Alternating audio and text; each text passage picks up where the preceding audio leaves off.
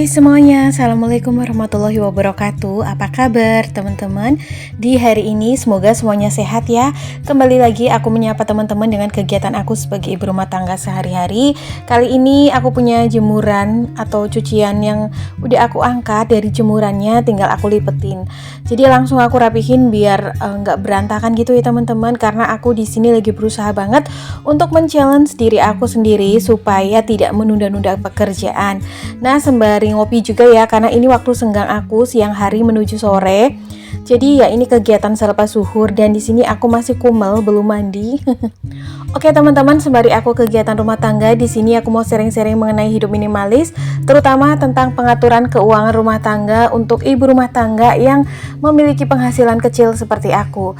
Karena penghasilan kecil itu terbatas, mau nggak mau kita sedikit effort untuk bisa mengelola dan mengakali keuangan kita supaya tetap cukup dalam memenuhi kebutuhan kita setiap bulannya ya, supaya tidak over budget, tidak boncos dan juga tidak minus.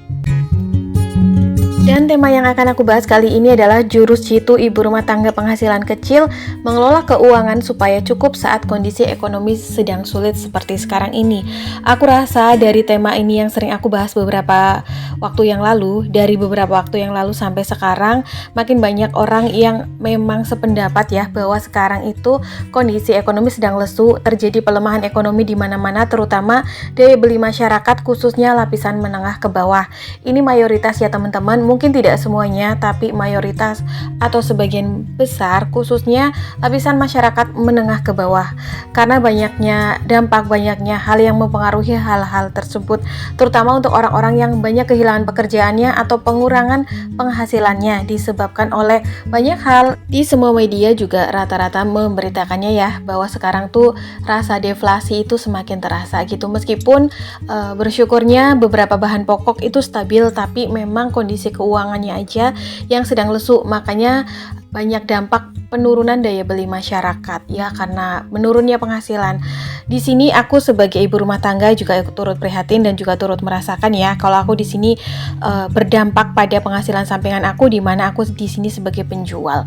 Oke lah, langsung aja ya teman-teman. Untuk kondisi ekonomi sedang lesu dan sulit seperti sekarang ini, jurus ibu rumah tangga penghasilan kecil supaya tetap cukup dalam mengatur keuangannya bisa dilakukan dari hal yang pertama, yaitu kita harus buat patokan anggaran belanja. Jadi sesuaikan kebutuhan barang yang harus kita beli. Jadi apa yang kita belanjakan saat ini, kita list dulu barang-barang yang memang keberadaannya sudah benar-benar habis di rumah. Jadi untuk barang-barang kebutuhan rumah tangga yang masih ada stok sampai mungkin 1 minggu atau 2 minggu ke depan, kita bisa tunda dulu dalam pembeliannya. Jadi budget belanja anggaran rumah tangga yang kita punya itu tidak habis dalam satu waktu tersebut. Jadi yang namanya belanja kebutuhan rumah tangga itu tidak harus sebulan sekali ya. Apalagi untuk ibu-ibu rumah tangga dengan penghasilan minim atau kecil seperti aku, mengelola keuangan rumah tangga terutama budget anggaran belanja ini sangat penting. Karena kalau buat aku yang penting kebutuhan terpenuhi, tapi kalau bisa masih ada uang yang ada di tangan. Karena meskipun misalnya nih kita harus belanja sebulan sekali, terus juga kebutuhan rumah tangga udah terpenuhi atau tercukupi, tapi uang habis tuh rasanya kadang-kadang suka agak gimana gitu ya. Karena yang namanya hidup sehari-hari khususnya sudah menjadi ibu rumah tangga, pasti ada aja kebutuhan-kebutuhan mendadak. Perlunya backupan dana atau cadangan dana ini sangat penting. Yang kedua yang harus kita lakukan adalah kurangi pengeluaran yang tidak penting. Pengeluaran ini tidak hanya belanja ya, tapi misalnya nih jalan-jalan atau sering nongki-nongki, terus juga belanja-belanja barang fashion dan juga barang-barang kekinian. Kadang-kadang tuh kita suka FOMO atau nggak mau ketinggalan dengan tren yang sedang berlangsung. Situasi sedang lesu, ekonomi melemah seperti sekarang ini, rasa-rasanya kurang bijak kalau kebiasaan kita impulsif seperti itu masih diteruskan. Ya kalau masih bisa cari penghasilan tambahannya, tapi untuk aku pribadi sekarang-sekarang ini agak sulit untuk mencari penghasilan tambahan. Kayak kita tuh harus dipaksa untuk mengelola penghasilan pokok kita untuk mencukupi kebutuhan rumah tangga. Makanya di sini aku sedikit menekan pada anggaran belanja yang mencakup keseluruhannya ya. Jadi harus benar-benar disiplin. Kalau udah tercukupi semua, udah dibayar semua nih, rasa-rasanya kalau masih ada sisa anggaran boleh tuh kita pakai untuk ya sesuka hati kita. Entah itu mau untuk belanja-belanja, untuk refreshing maupun untuk ditabung. Jadi alangkah bijaknya memang harus memenuhi kewajibannya dulu ya, baru setelah itu apakah masih ada sisa atau tidak.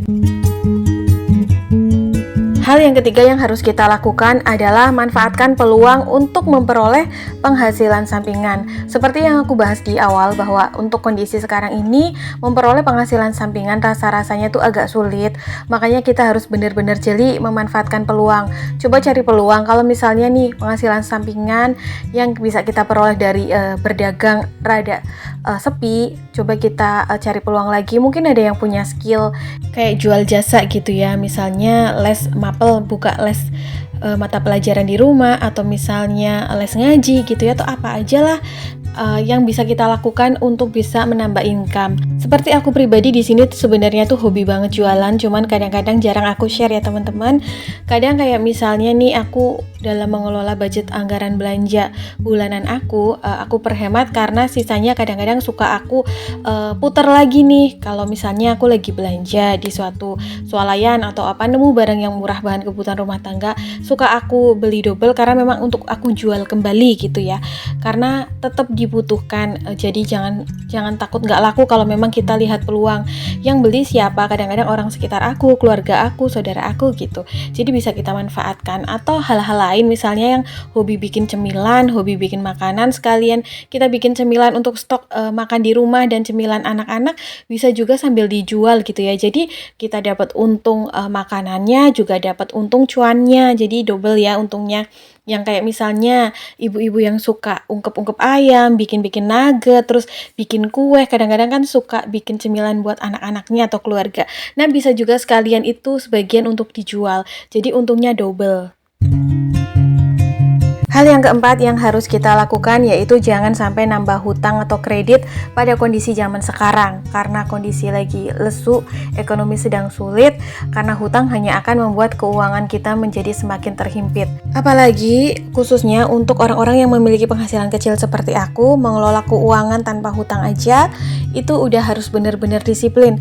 Apalagi kalau nambah hutang ya, itu akan menjadi beban, secara beban finansial juga beban psikologis ya, karena kita mau nggak mau tuh harus mikirin tuh gimana caranya mengatur uang sedemikian rupa supaya bisa mencukupi segalanya. Apalagi kadang-kadang yang namanya kredit atau hutang itu sifatnya wajib, setiap bulan ada jatuh temponya dan harus dibayar tepat waktu gitu. Yang ada malah hidup kita jadi stres karena jadi banyak pikiran. Jadi untuk yang masih memiliki kredit, aku juga masih punya kredit KPR di sini. Mari kita bareng-bareng fokus menyelesaikan kredit yang ada. Sekarang tuh eranya sudah berganti ya teman-teman, bahwa katanya flexing yang paling mewah di zaman sekarang itu bukan hal-hal yang berbau materi lagi, tetapi tentang kebebasan finansial atau financial freedom, di mana tujuan keuangan itu menjadi prioritas utama. Hidup tenang tanpa hutang, bisa bahagia dan bisa melakukan apapun dengan sesuka hati. Keuangan tidak terdampak apapun karena tidak memiliki cicilan. Itu juga yang menjadi prioritas aku saat ini, untuk bisa bebas dari KPR rumah aku ya. Mudah-mudahan bisa lunas secepatnya, lunas sebelum waktu yang ditentukan. Aku doakan juga teman-teman di sana yang memiliki nasib seperti aku. Mari kita berjuang bersama-sama untuk bisa mencapai tujuan keuangan utama kita, yaitu financial freedom atau kebebasan keuangan. Hal yang kelima yang harus kita lakukan yaitu kita bisa memulai lakukan pekerjaan rumah tangga dari hal yang paling kita suka, supaya kita tidak terbebani oleh kewajiban rumah tangga ya. Ini sebenarnya mungkin dipikir tidak berpengaruh pada keuangan hal-hal kewajiban ini, tapi teman-teman, kalau kita lagi misalnya nih harus disiplin, lagi mepet banget nih harus mengatur keuangan sedemikian rupa, terus juga dibebani dengan tugas rumah tangga, pekerjaannya banyak terus belum dikerjain, itu juga bakalan nambah stres teman-teman. Makanya pengelolaan memanfaatkan waktu di sini tuh penting banget. Dari waktu kita bangun pagi, coba deh setelah ibadah lakukan pekerjaan yang memang udah di depan mata, step by step. Mungkin kalau memang harus masak dulu supaya tenang nih karena untuk sarapan dan bekal sekolah anak, bekal suami kerja ke kantor, ya kita kerjain dulu. Nanti boleh tuh ambil waktu rehat sambil ngopi-ngopi atau ngeteh, baru setelah itu bisa kita kerjain pekerjaan bersih-bersih rumah atau beres-beres rumah. Jadi 2 pekerjaan besar rumah tangga itu bisa selesai ya di waktu pagi hari. Mungkin jam 10 udah punya waktu senggang. Nah, manfaatin waktu senggang dengan sebaik-baiknya untuk upgrade skill diri kita. Misalnya dengan menonton tontonan favorit kita yang bisa memberikan semangat, bisa memberikan ide kreatif kita untuk bisa memanfaatkan peluang dengan sebaik-baiknya.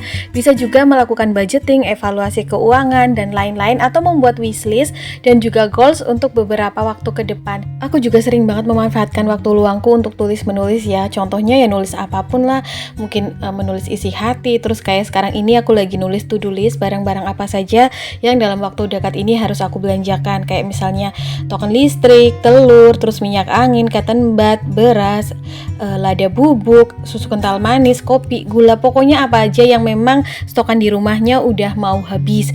Jadi bisa lebih terarah ya keuangannya. Gak harus belanja sebulan sekali atau belanja semuanya, tapi ini pun udah bisa memenuhi kebutuhan rumah tangga. Dan yang paling penting, keuangan masih ada sisa di tangan. Jadi harus lebih bersemangat mengaturnya, karena keuangan itu akan berhasil jika kita mengaturnya dengan nyaman. Dan kenyamanan setiap rumah tangga itu berbeda-beda. Mungkin ada yang nyaman diatur sebulan sekali, ada yang nyaman juga belanjanya sehabisnya aja. Karena keuangan yang berhasil adalah keuangan yang dilakukan dengan hati gembira dan bersemangat. Teman-teman, itu dia ya jurus jitu ibu rumah tangga penghasilan kecil mengelola keuangan supaya tetap cukup pada kondisi ekonomi sedang sulit seperti ini. Aku berharap apa yang aku bagikan kali ini bisa bermanfaat dan juga memberikan semangat, serta bisa menemani hari-hari teman-teman semua di kala waktu yang senggang. Terima kasih atas supportnya selama ini. Kita ketemu di next video. Assalamualaikum. Bye.